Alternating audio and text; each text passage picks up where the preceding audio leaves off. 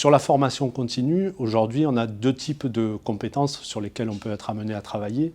Les compétences techniques ou compétences professionnelles, et puis des actions davantage orientées vers les soft skills, le comportement en fait dans l'entreprise, la façon de se positionner par rapport à l'emploi dans une entreprise. Et ce sont des axes de travail sur lesquels nous avons besoin de nous positionner parce que c'est avant tout ce qui est attendu des entreprises.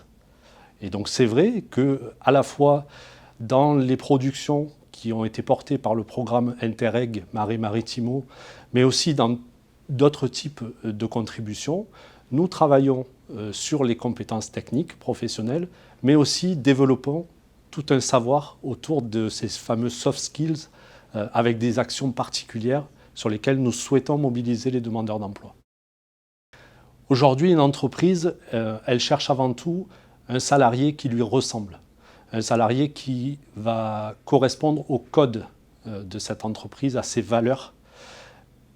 Finalement, les compétences techniques, pour peu qu'on n'en soit pas trop éloigné, l'entreprise elle peut prendre à sa charge une partie de la formation en adaptation au poste de travail.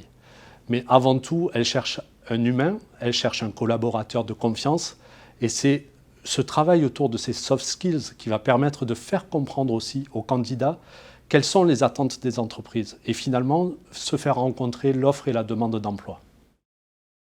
Il y a deux types de compétences, les savoir-faire et les savoir-être. Un savoir-faire va souffrir d'obsolescence accélérée.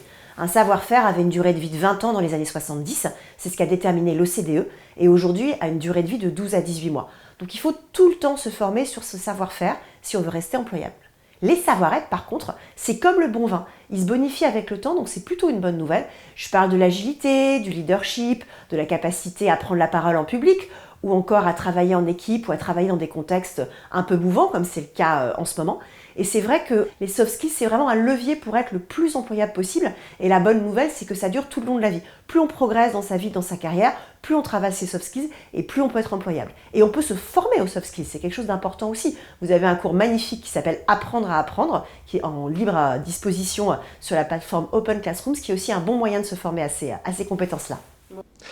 Alors, quand on parle de reconversion, on pense tout de suite aux seniors, à des salariés qui sont plus âgés on a parlé du contrat d'engagement jeune, plutôt aller chercher des jeunes en échec scolaire.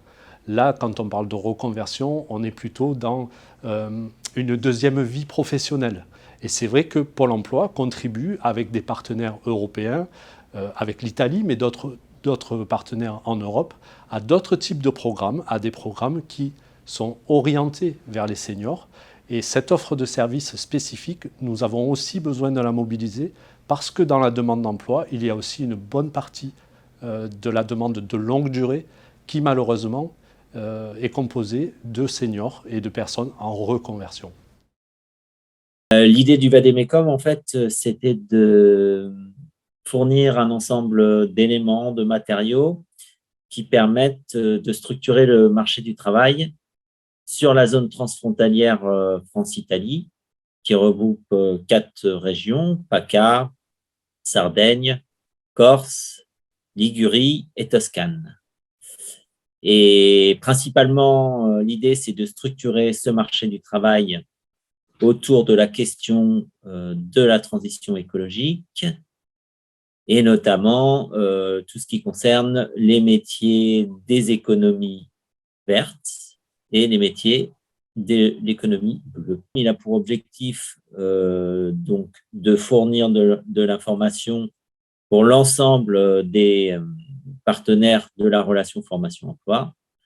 Donc, ça va des chefs d'entreprise, des employeurs, aux intermédiaires de l'emploi comme Pôle emploi ou des personnes qui souhaitent accéder au marché du travail, que ce soit à l'issue de la formation initiale ou de la formation continue, et notamment les publics spécifiques comme les demandeurs d'emploi ou les personnes éloignées de l'emploi.